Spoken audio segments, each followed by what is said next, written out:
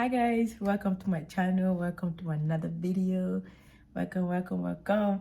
So if you're new to the channel, you know what to do. Hit that subscribe button. Don't forget to hit the notification bell so you get notified of each time when I upload a video. So by the title of the video, you already know what we're talking about. We're talking about some money. How to save your money, guys. Okay, growing up, I always get this question asked a lot. Like, Gloria, how do you save? And I am not like a financial advisor or nothing. I just decided to do a video and show you guys or give you guys some tips, advices on how I save my money personally. And also there's other people, of course, I watch how they save their money. So I just put that into like my head, and that's just how I learned how to save money. So let's just go back. Let's go back a couple years back. So I've started working when I was at the age of 14 years old, guys. Yeah. I came to Canada when I was 11 years old, and when I started working, I started really early because I just had to, guys. So I was 14 years old when I got my first job. And when I was working at my first job, I remember back in the days, it was the minimum wage. It was $7.25, if I'm not mistaken. But I was working at the library as a paid, so I just had to organize books, put them in orders and things like that. So that's what I was doing when I was 14 years old, and it was part-time. And I remember I was in high school, so after work, I will rush to the library, work until 9 p.m. and I will go home. So it was just like that. And I was working after my classes, of course, then also on the weekends. So since I was at a young age, and when I was 14, guys, I didn't have too much responsibility.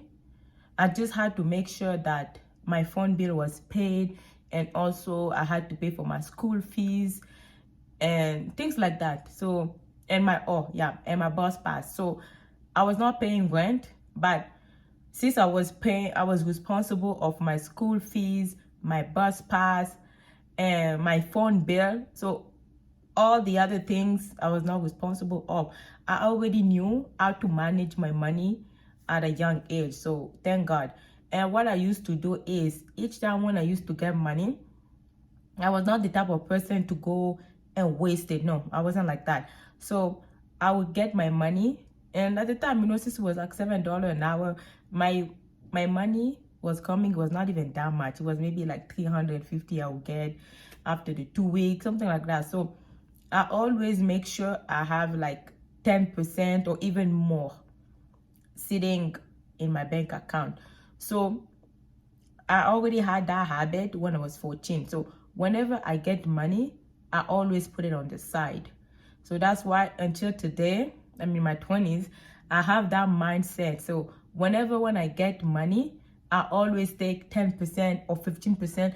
I always leave it, I always leave it in my account. So the number one thing, the first tip I will give you guys to save the money is you have to pay yourself first. So whatever money you get, put 10%, put 15% if you can. Because I know now, especially with the recession, times are really tough right now.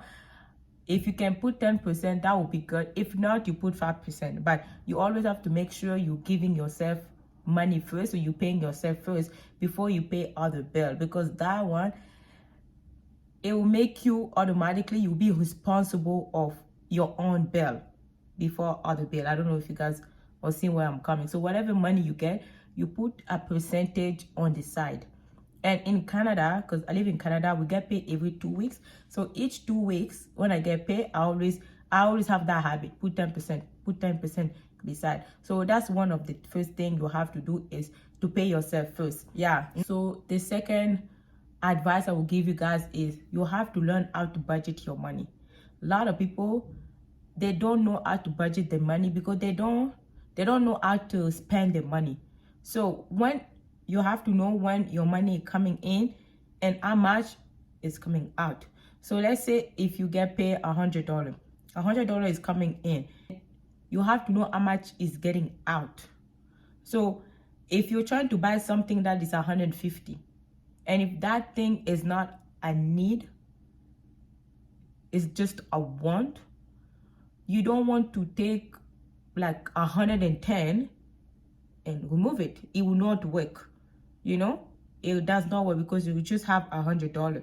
So you have to make sure the money coming out is less than 100. And most of the time that I've seen people, what they do is, if they have a credit card, they will use the credit card to pay that something they want to buy. So if it's 150, they'll use the credit card because they know the checking account is $100. And when you're taking that 150, the $100 left, they will use it for things that is not really, like, that's not really important. And the 150 that you use on the credit card, it will still be there. And how are you going to pay it? If you leave it for a couple of weeks, the interest rate is gonna be on top of the 150. And when you're paying that money, you don't have too much money because you don't know how to budget your money, you know. So you have to know how much you're getting and how much you're getting out. And also when it comes to credit card, guys, make sure you're paying your credit card on time. So do not spend the money you don't have with a credit card. And I have seen this happening a lot. When I was working at retail, I used to have customer coming, and let's say if they called decline, I would say, okay, you want to pay with your credit card? A lot of time they always say, oh, I can't because my credit card is maxed out. So your credit card is maxed out. How did you get to that stage that your credit card maxed out? Like, I understand if there was a crisis, things like that, but most of the time it's usually for unnecessary things they're buying, and the credit card will get maxed out, they're not paying for it. So that's why you have to know how to budget your money, buy things that you need, not things that you want. You know what I mean? So you have to make sure of the stuff that you're buying. If it's not important, don't spend your credit card. Don't buy things that you cannot afford with your actual checking account. So that one, you just have to keep that in mind. Another thing I always go by is, even if I don't have too much money in my account, I'm not rich, but I always have this mindset, you are rich. That's always in my mind. I am rich. It doesn't matter how much I have in my bank account. I am rich because I have knowledge, and you know, I'm alive, so I'm healthy. So that's the mindset that I have in my mind, that I am rich because of that. And when it comes to money, do you guys know that expression? Okay, guys, you guys know that expression that they say, the rich get richer and the poor get poorer. So I always go by that, even though I'm not rich, but I always go by that. So it's gonna be using $100, okay? If I have $100, I'm gonna make it in a way that $100 have to be double. $100, I want it to be 150. So what am I gonna do to make that 150? So one of the things that you can do, if you're trying to save money and you have time in your hand, you have to learn a second hobby. Yes. So you cannot just live your life with the minimum wage, because that minimum wage, to be honest, it's not your best friend. It's not. It's just a little push for you to be paying your bills. And in order to enjoy life, because me, I love to enjoy my life, guys. Like, I love to travel. I like to enjoy life. So because life is not just about work. No, you have to go on a little trip. You have to enjoy yourself as well. So having just a minimum wage job is not gonna cut it. In order for me to enjoy my life, I have to have something on the side. So one of the things that I do is I learn how to braid. You know, thanks to my auntie, when we came to Canada, whenever she used to braid hair, I used to watch how she was doing, like how she was braiding, and was helping her. And I also had dolls. I was learning how to braid hair.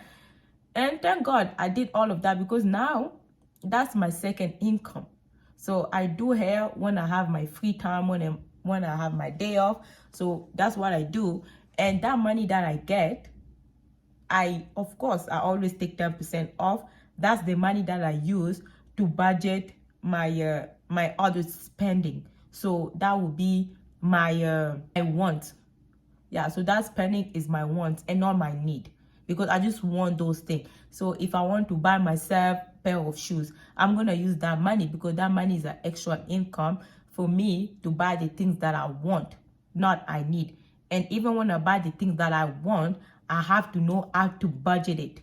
Just because I have the money to buy those things that I want does not mean I'm gonna go crazy on it. No, I still have to know how to budget my money.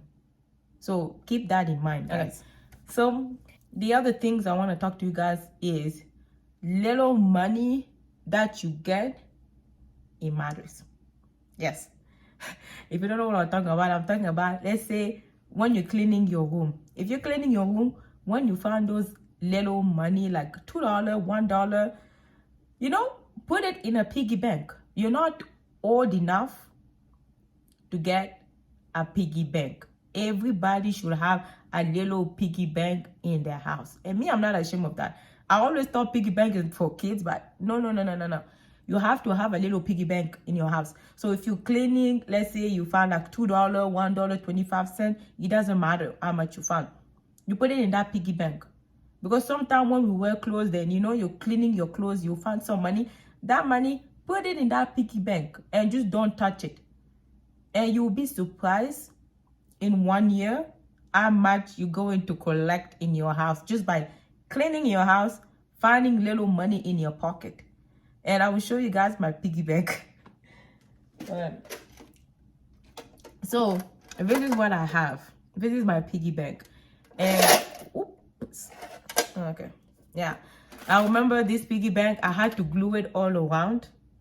So like that, I don't touch the money. But one day I just wanted to remove the lid and see how much money actually was here. So you can see, I don't have a lot, but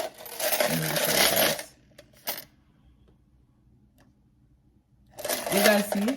So I have a bunch of coins here. And those coins, I get it when I clean my house and also when I go sell my bottle. Because when I buy, over here, when you buy juice, they will charge you for your juice, of course, and also the tax of the recycle as well. When I sell my bottles, I get extra money. So that money, it goes in my piggy bank. So those are the just extra money to have in your house. So that one is just a saving account in your house. And you'll be surprised. Sometimes when I need like $10, I will look here, then I find $10. So that one, don't be scared to have a piggy bank. Guys, I'm giving you guys a lot of tips here. When I buy grocery. So now, a lot of things are expensive. So now when I go do my grocery shopping, what I do is I make a list on my phone. And I try my best to buy the stuff that is on the list. Yes, because it's not easy. I don't know if I'm the only one. When I go buy grocery and I don't have a list, I will just buy random things. I'll buy, of course, eggs, milk, and sometimes when I see a chocolate, okay, let me get the chocolate. Let me get this cookie. Oh, this is a cool kind of snack. Let me buy it and try it. So those are the things that was not part of the list, but I just went to go buy it because it's either on sale or it look cute. So now I don't do that. And now when I go to the store, I have my list with me.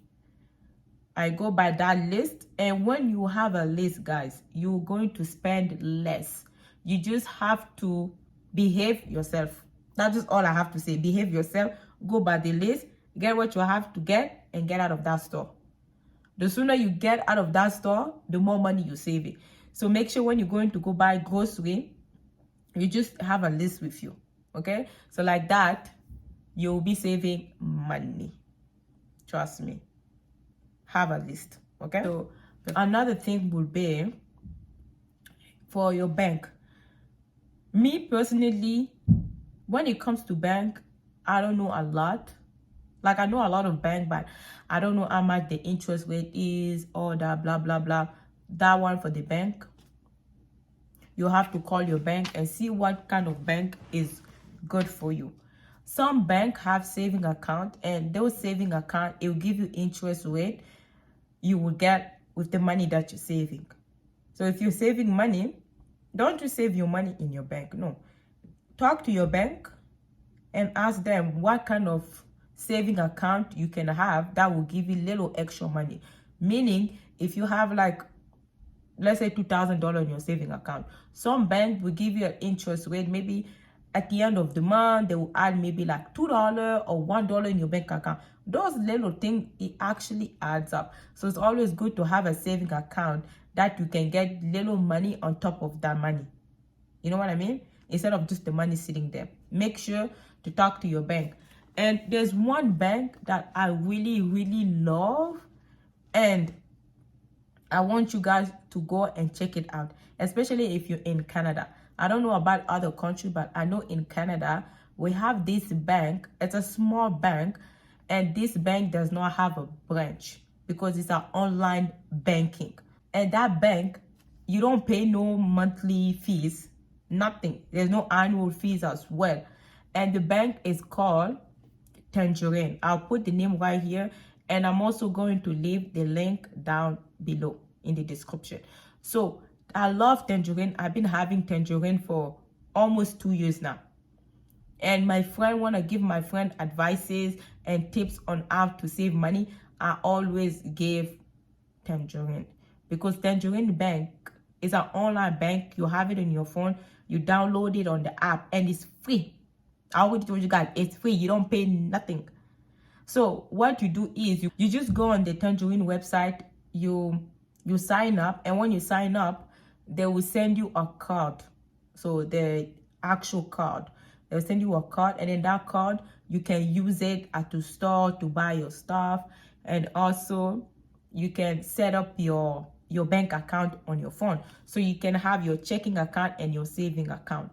The reason why I'm bringing this bank is because this bank don't have no fees, and if you have a second side business, a hustle, like I have my hair business, instead of the money going inside my main bank, I let my customer send my money for the hair in my Tangerine account, because I know that Tangerine account, I am not paying no fees for it, and that Tangerine account is my account, like I call it my enjoyment saving account.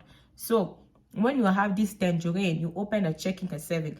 When you're getting money for your second hustle, you put it there, and that money you have, you will save it. It's not to spend, no. You will save that money. You open a checking and saving account. For the checking account, you can put maybe 20% on that amount on your checking account, and that money you can use it to buy the things that you want. And the saving account, those one is for emergency. So that's mean with your main account, you have a saving account, and the Tangerine, you also have a saving account. So now you have two money that you can balance.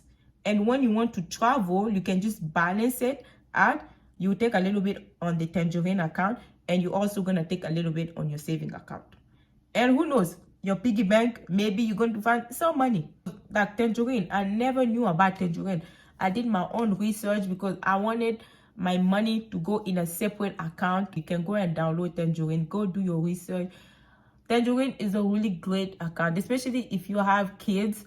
You can put like $50 in that Tangerine account. You give the debit card to your kid just for emergency, and you can control it in your phone as well. And it's also going to teach your kid how to be responsible of a card, because kids don't know how to use cards. So when you give them that, they feel like, you know, they're a big girl or they're a big boy. So that one, it will teach your kids how to be responsible with just that little card. So that one is something like I wanted to talk to you guys about, the Tangerine account. And no, this video is not sponsored for Tangerine. I just wanted to share my tips and my advices to you guys. That is, I think that's all. Oh, and also, yeah, the last one too. When people ask me, Gloria, how do you do to travel? Where do you get your money? Guys, when it comes to travel, hey, you have to go do your research. A lot of research. And the good thing about traveling is, I would suggest do not travel during peak season, because peak season, that's when those tickets will rise up the roof. You don't want to get broke. So what I do is, I don't like traveling too much during the peak season. I always track my ticket on Google. I will show you guys how I do it, okay? So I have my iPad here. So what you do is, let's say, and this is for people who are really flexible with the schedule. It's not for people who don't have flexibility in the schedule. So I will show you guys how I track down my my flight on Google, okay? And this one, it will help you guys if you like to travel, if you want to save money as well, okay? So let's say if you're trying to travel, example, to Paris, right? So you go to Google, flight. Okay, perfect. So I don't know if you guys can see. So let's say if you were going to Paris, actually I'm going to screen record it, and I'll show you guys maybe on one side of the screen. Okay, so let's say if you're going to Calgary to Paris, over here the ticket, it's actually at a good price. The ticket is $649. So you will click from Google right here. It's gonna, like, this ticket is with WestJet. You will click on the link from Google, it will bring you to the WestJet, and you will only pay $649. Comparing if you go to WestJet website, you will end up paying more. And what I like to do is, there's a place here, it says track prices, and there's an option here, it has your date, and you also have any date. If you go and you select on the any date, what it does is, when this ticket goes low, they will send you a notification in your Gmail.